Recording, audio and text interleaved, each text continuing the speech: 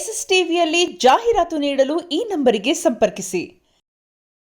ಪ್ರತಿಯೊಬ್ಬನು ಹೀರೋ ಆಗ್ಬೇಕು ಅನ್ಕೋತಾನೆ, ಒಳಗಡೆ ಒಬ್ಬ ವಿಲನ್ನ ಇಟ್ಕೊಂಡು. ಸ್ನೇಹಿತರೆ ಎಲ್ರಿಗೂ ನಮಸ್ಕಾರ. ನೀವು ನೋಡ್ತಿದ್ರೆ ಎಸ್ ಟಿವಿ. ನಾನು ವಿಶ್ವಶೆಟ್ಟಿ. ನಮ್ಮ ಜೊತೆ ಇವತ್ತು ನಟ ಆದಿತ್ಯ ಅವರಿದ್ದಾರೆ. ಏಪ್ರಿಲ್ 10ನೇ ತಾರೀಕಿಗೆ ಅವರ ನೆಚ್ಚಿನ ಸಿನಿಮಾ ಟೆರರ್ ರಿಲೀಸ್ ಆಗ್ತಿದೆ. ಈ ಸಂದರ್ಭದಲ್ಲಿ ಅವ್ರ ಜೊತೆ ಮಾತಾಡೋಣ, ಹಾಗೆ ಸಿನಿ ಜರ್ನಿ ಬಗ್ಗೆನೂ ಒಂದು ಸ್ವಲ್ಪ ಹಂಚ್ಕೊಳ್ಳೋಣ. ಆದಿತ್ಯ ಸರ್, ಹೇಗಿದ್ದೀರಾ? ಚೆನ್ನಾಗಿದ್ದೀನಿ, ನೀವು ಹೇಗಿದ್ದೀರಾ? Super sir. ಓಕೆ, ಆಯ್ತು. ನಿಮ್ಮದು ಟೆರರ್ ಸಿನಿಮಾ ರಿಲೀಸ್ ಆಗ್ತಾಯಿದೆ ಏಪ್ರಿಲ್ 10ಕ್ಕೆ. ಒಂಥರ ಸ್ಪೆಷಲ್ ಅಂತಲೇ ಹೇಳ್ಬೋದು. ಯಾಕಂದರೆ ಈ ಗ್ಯಾಂಗ್ಸ್ಟರ್ ಸಿನಿಮಾಗಳೆಲ್ಲ ಆದಿತ್ಯವ್ರಿಗೆ ತುಂಬ ಲೈಕ್ ಆಗ್ತದೆ, ಅಂದರೆ ನಿಮ್ಮ ಫ್ಯಾನ್ಸ್ಗಳು ಅದನ್ನೇ ಕೇಳ್ತಾ ಇರ್ತಾರೆ. ಸೊ ಏನು ಹೇಳ್ತೀರಾ, ನಿಮಗೆ ಎಷ್ಟು ಸ್ಪೆಷಲ್ ಈ ಟೆರರ್? ಮೊದಲನೇದಾಗಿ ಹೇಳ್ಬೇಕು ಅಂದರೆ ಇದು ಯಾವ ಗ್ಯಾಂಗ್ಸ್ಟರ್ ಸಿನಿಮಾ ಅಲ್ಲ. ನಾನು ಮಾಡ್ತಾ ಇರೋ ಒಂದು ಪಾತ್ರ ಗ್ಯಾಂಗ್ಸ್ಟರ್ ಪಾತ್ರ ಅಲ್ಲವೇ ಅಲ್ಲ. ಸಿನಿಮಾದಲ್ಲಿ ನಾನೊಂದು ಒಂದು ನಾರ್ಮಲ್ ಆಗಿರೋ ಒಂದು ಕ್ಯಾರೆಕ್ಟ್ರೆ. ಸಂಕ್ಷಿಪ್ತವಾಗಿ ಹೇಳಬೇಕು ಅಂದರೆ ನಮ್ಮ ಸಿನಿಮಾದಲ್ಲಿ ನಾನು ಮಾಡ್ತಾ ಇರೋ ಒಂದು ಪಾತ್ರದ ತಂದೆ ಬಂದು ದೇವಸ್ಥಾನದಲ್ಲಿ ಒಬ್ಬರು ಅರ್ಚಕರು.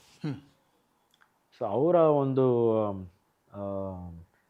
ಬಿಲೀಫ್ ಏನಂದರೆ, ನಮಗೆ ದೇವರು ಇಂಥ ಕಡೆ ಹುಟ್ಟಿಸಿರ್ತಾನೆ, ನಮಗೆ ಇಂಥದ್ದು ಒಂದು ಕೆಲಸ ಅಂತ ಕೊಟ್ಟಿರ್ತಾನೆ, ಅದನ್ನೇ ಮಾಡ್ಬೇಕು ಲೈಫಲ್ಲಿ.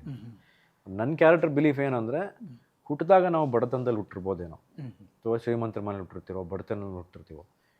ಬಡತನದ ಮನೇಲಿ ಹುಟ್ಟಿದರೆ ಬಡವರಾಗೆ ಸಾಯ್ಬೇಕು ಅಂತೇನಿಲ್ವಲ್ಲ, ಹೌದು, ರೂಲು ಅನ್ನೋ ಅವನೊಂದು ಐಡಿಯಾಲಜಿ.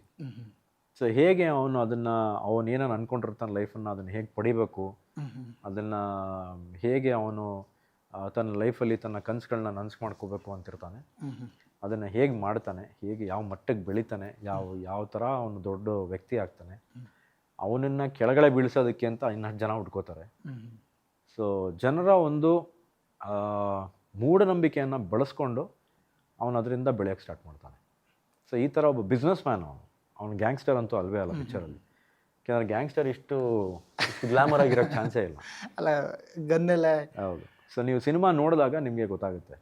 ಸೊ ಒಂದು ಇಟ್ಸ್ ಮಿಸ್ಟ್ರಿ ಅಂತ ಹೇಳ್ಬೋದು ಸಿನಿಮಾ.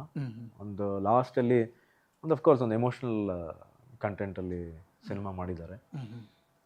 ಕ್ಲೈಮ್ಯಾಕ್ಸು ಅಷ್ಟೇ ಒಂದು ಎಲ್ರಿಗೂ ಒಂದು ಮೆಸೇಜ್ ಅಂತ ಹೇಳೋಕ್ಕಾಗಲ್ಲ, ಒಂದು ಎಲ್ಲೋ ಒಂದು ಕಡೆ ಅರಿವಾಗಬಹುದು ಭಾಳಷ್ಟು ಜನಕ್ಕೆ.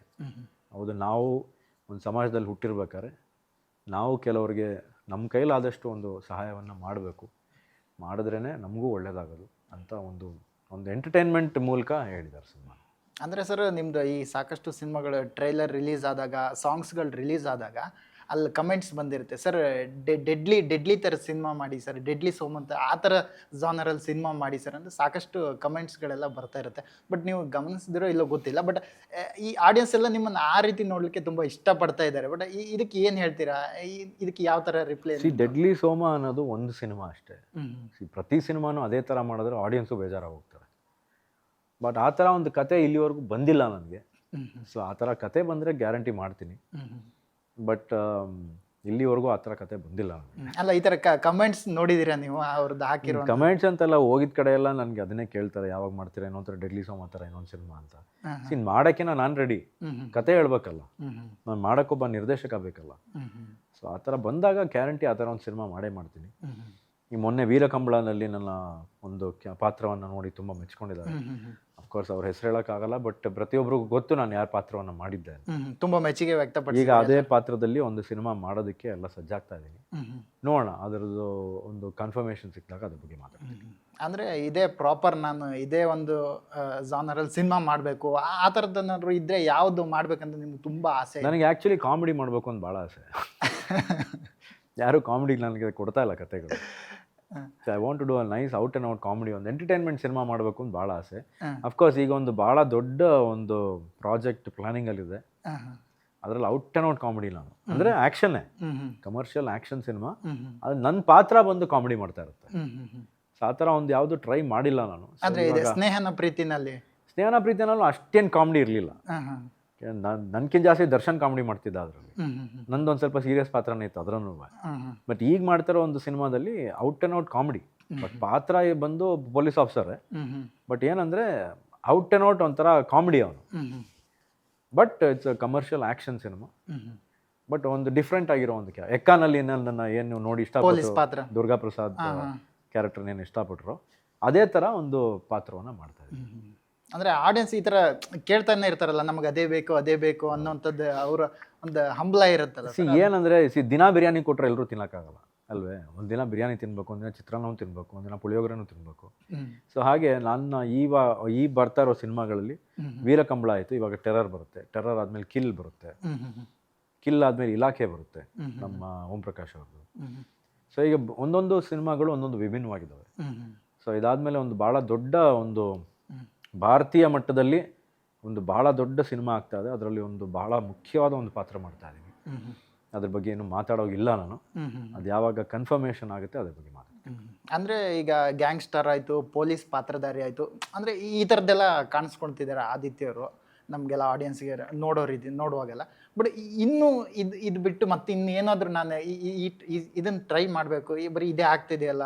ಈಗ ಗ್ಯಾಂಗ್ಸ್ಟರ್ ಆಗಿರ್ಬೋದು, ಓಕೆ, ಪೊಲೀಸ್ ಆಗಿರ್ಬೋದು, ಸಾಕಷ್ಟು ಪೊಲೀಸ್ ಪಾತ್ರಗಳು ಮಾಡಿದಿರಲ್ಲ.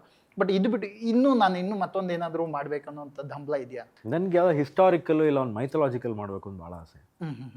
ಈಗ ಅವತ್ತಿನ ಕಾಲದಲ್ಲಿ ಅಣ್ಣವ್ರು ಮಾಡ್ತಾಯಿದ್ರು, ಎಂತೆಂಥ ರೋಲ್ಗಳು ಮಾಡಿದಾರೆ ಅವರು. ಹೌದು, ಆ ಥರ ಎಲ್ಲ ಇವಾಗ ಮಾಡ್ತಾನೆ ಇಲ್ಲ ಯಾರೂ. ಯಾಕೆಂದರೆ ಮಾಡೋಕ್ಕೆ ಹೆದರಿಕೆನೋ ಅಥವಾ ಮಾಡಿದ್ರೆ ಜನ ನೋಡಲ್ಲ ಅನ್ನೋ ಒಂದು ಭಯನೋ ಏನೋ ಗೊತ್ತಿಲ್ಲ. ನಾನು ಆ ಥರ ಒಂದು ಪ್ರಯತ್ನಗಳು ನಡೀತಾ ಇಲ್ಲ. ನನಗೆ ಆ ಥರ ಮಾಡೋದಕ್ಕೆ ಭಾಳ ಆಸೆ. ಎಸ್ಪೆಷಲಿ ನಮ್ಮ ಕುರುಕ್ಷೇತ್ರಲ್ಲಿ ನಾನು ಮಾಡಬೇಕಾಗಿತ್ತು ಆ್ಯಕ್ಚುಲಿ ದರ್ಶನ್ ಜೊತೆ. ಅದೇ ಯಾವ ಪಾತ್ರ ಸರ್? ಅರ್ಜುನನ್ ಪಾತ್ರ ನಾನು ಮಾಡಿದೆ. ಅರ್ಜುನ್ ಸರ್ಜರ್ ಪ್ಲೇ ಮಾಡಿದ್ರು. ಅರ್ಜುನ್ ಸರ್ಜಾರ್ ಮಾಡಿದ್ದು ಕರ್ಣ. Okay okay. ಸೋನು ಸೂದ್ ಅವ್ರು ಮಾಡಿದ್ದು ಓಕೆ. ಅರ್ಜುನನ್ ಕ್ಯಾರೆಕ್ಟರ್ ನಾನು ಮಾಡಬೇಕಾಗಿತ್ತು. ಕಾರಣಾಂತರಗಳಿಂದ ಮಾಡೋಕ್ಕಾಗಿಲ್ಲ.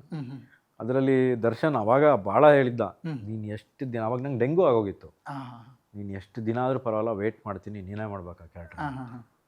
ಕಾರಣಾಂತರಗಳಿಂದ ಮಾಡೋಕ್ಕಾಗಲಿಲ್ಲ, ಅದೊಂದು ಕೈ ಬಿಟ್ಟು ಹೋಯ್ತು ಆ ಚಾನ್ಸು. ಬಟ್ ಅಫ್ಕೋರ್ಸ್ ಅವನು ಎಕ್ಸ್ಟ್ರಾರ್ಡಿನರಿ ಮಾಡಿದ್ದ ದುರ್ಯೋಧನ್ ಪಾತ್ರ. ಹೌದು. ಸೊ ಆ ಥರ ಏನಾದ್ರು ಒಂದು ಒಳ್ಳೆ ಹಿಸ್ಟಾರಿಕಲ್ ಅಥವಾ ಒಂದು ಮೈಥಾಲಜಿಕಲ್ ಕ್ಯಾರೆಕ್ಟರ್ ಮಾಡಬೇಕು ಅಂತ ಭಾಳ ಆಸೆ.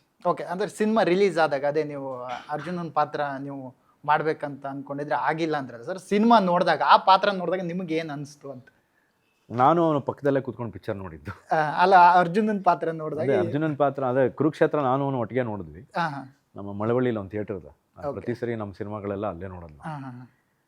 ಸೊ ಅವ್ನು ಪಿಕ್ಚರ್ ನೋಡ್ತಾ ಇರ್ಬೇಕಾದ್ರೆ ಅವ್ನು ಹಂಗೆ ನೋಡ್ತಾ ಇದ್ದ, ಹಿಂಗೆ ಏನು ನೋಡ್ತಾ ಇದೆಯಾ ಅಂತ. ನೋಡಿ ನೀನು ಮಾಡಿದ್ರೆ ಎಷ್ಟು ಚೆನ್ನಾಗಿರೋದು ಅಂತ. ಏನು ಮಾಡೋದಪ್ಪ, ಹಣೆ ಬರದಲ್ಲಿ ಬರೆದಿರಲಿಲ್ಲ ಅಷ್ಟೇ. ಸೊ ಹಾಗೆ ಇಲ್ಲ, ಸೋನು ಸೂದ್ ಅವರು ತುಂಬ ಚೆನ್ನಾಗಿ ಮಾಡಿದ್ದಾರೆ ಕ್ಯಾರೆಕ್ಟರ್ನ. ಬಹುಶಃ ನನಗೆ ಕೊಟ್ಟೆ ನಾನು ಬೇರೆ ಥರ ಮಾಡ್ತಿದ್ನೋ ಏನೋ, ಬಟ್ ಅವರು ತುಂಬ ಚೆನ್ನಾಗಿ ಮಾಡಿದ್ರು. ಅಂದರೆ ದರ್ಶನ್ ಅವರು ತುಂಬ ಇಷ್ಟ ಐತಿ ಈ ಪಾತ್ರ ನೀವೇ ಮಾಡಬೇಕು, ನಾನೇ ಮಾಡಬೇಕು ಅಂತ ಹೇಳಿ ನನಗೆ ವೆಯ್ಟ್ ಮಾಡಿದ್ರು ಭಾಳ ದಿನ. ಬಟ್ ನನಗೇನಾಯಿತು, ಡೆಂಗು ಬಂದ ತಕ್ಷಣ ನನ್ನ ಬಾಡಿ ಅರ್ಧ ಇಳಿದೋಗಿತ್ತು. ಸೊ ಮತ್ತೆ ನಾನು ಫಿಸಿಕ್ ಬಿಲ್ಡ್ ಮಾಡಿ, ಯಾಕೆಂದ್ರೆ ಅರ್ಜುನನ್ ಪಾತ್ರ ಅಂದಮೇಲೆ ಸ್ವಲ್ಪ ಸಾಲಿಡಾಗಿ ಇರಬೇಕಾಗಿತ್ತು. ಬಟ್ ನನಗೆ ಆ ಟೈಮ್ ಫ್ರೇಮ್ ಸರಿ ಹೋಗಲಿಲ್ಲ. ಸೊ ಅದಕ್ಕೋಸ್ಕರ ಇಲ್ಲಮ್ಮ, ಮತ್ತೆ ಇನ್ನೊಂದು ಸಿನಿಮಾ ಮಾಡೋಣ ಒಟ್ಟಿಗೆ ನಾನು ನೀನು, ಯಾಕೆಂದರೆ ಚಕ್ರವರ್ತಿ ಆಗಿತ್ತು ಅವಾಗ ಜಸ್ಟ್. ಸೊ ಇಲ್ಲ, ಒಟ್ಟಿಗೆ ಮಾಡೋಣ ಆಮೇಲೆ ಅಂಥೇಳಿ ಹಂಗೆ. ಅಂದರೆ ಈ ಚಕ್ರವರ್ತಿ ಮಾಡಿದಾಗ ಅದು ಅಕಸ್ಮಾತಾಗಿ ಬಂದಿದ್ದ ಅಥವಾ ದರ್ಶನ್ ಸರ್ ಇನ್ಫ್ಲುಯೆನ್ಸ್? ಇಲ್ಲ, ಚಕ್ರವರ್ತಿ ನಾನು ಮಾಡ್ತೀನಿ ಅಂತಲೇ ಗೊತ್ತಿರಲಿಲ್ಲ. ಒಂದಿನ ಹಿಂಗೆ ಜಗ್ಗುದಾದ ಶೂಟಿಂಗ್ ನಡೀತಾ ಇತ್ತು. ನಾವು ಚಿಲ್ಲಿ ಚಿಕನ್ ಮಾಡೋದು ಭಾಳ ಇಷ್ಟ ನನಗೆ. ಚಿಲ್ಲಿ ಚಿಕನ್ ಮಾಡಿಸ್ತೀನಿ ಬಾ ಅಂತ. ಇಲ್ಲ, ಪ್ಯಾಲೇಸ್ ಗ್ರೌಂಡ್ಸಲ್ಲಿ ಶೂಟಿಂಗ್ ಸಾಂಗ್ ನಡೀತಾ ಇತ್ತು, ಮಸ್ತ್ ಪೊರ್ಲುಳ್ಳೋ ಸಾಂಗ್ ನಡೀತಾ ಇತ್ತು. ಸೊ ಆವಾಗ ಹೋದಾಗ ಒಂದು ಕತೆ ಇದೆ ಕೇಳು ಅಂದ. ಏನು ಕತೆ ಅಂದ, ಕೇಳು ಆಮೇಲೆ ಮಾತಾಡ್ತೀನಿ ಅಂದ. ಸೊ ದಿನಕರು ಮತ್ತು ನಮ್ಮ ಚಿಂತನ್ ಇಬ್ಬರು ಕತೆ ಹೇಳೋದು. ಸೊ ಹಂಗಾಗಿ ಗೊತ್ತಾಯಿತು ಚಕ್ರವರ್ತಿ ನಾನು ಮಾಡ್ತಾ ಇದ್ದೀನಿ ಅಂತ. ಸೊ ಇಲ್ಲ, ನೀನು ಮಾಡಿದ್ರೆ ಚೆನ್ನಾಗಿರುತ್ತೆ, ನಿನ್ನ ಇಷ್ಟ, ಅದು ನಿನ್ನ ಡಿಸಿಷನ್ನು. ಇಲ್ಲ ನಾನು ಅವನು ಸೇರ್ತೀನಿ ಅಂದ ತಕ್ಷಣವೇ ಒಂದು ದೊಡ್ಡ ಪಾರ್ಟಿ ಥರ ಆಗ್ಬಿಡುತ್ತೆ ಪಿಕ್ಚರ್. ಅದಕ್ಕೋಸ್ಕರ ಒಪ್ಕೊಂಡೆ. ಅಫ್ಕೋರ್ಸ್ ಜನನೂ ಒಪ್ಕೊಂಡ್ರು, ಸಿನಿಮಾ ತುಂಬ ಚೆನ್ನಾಗಿ ಹೋಯಿತು. ಸೊ ಹಾಗೆ. So coming back to the point, ನನಗೆ ಏನಂದರೆ ಒಂದು ಡಿಫ್ರೆಂಟ್ ಆಗಿರೋದು ಏನಾದ್ರು ಮಾಡಬೇಕು ಅನ್ನೋದು. ಕೈಯಲ್ಲಿ ಮಚ್ಚಿಡ್ಕೊಂಡು ಲಾಂಗ್ ಇಟ್ಕೊಂಡು ಸಿನಿಮಾ ಮಾಡ್ಬೋದು, ಇಟ್ ಇಸ್ ವೆರಿ ಈಸಿ. ಏನಾದ್ರು ಚಾಲೆಂಜಿಂಗ್ ಆಗಿ ಮಾಡಬೇಕು ಅನ್ನೋದು ನನ್ನ ಆಸೆ.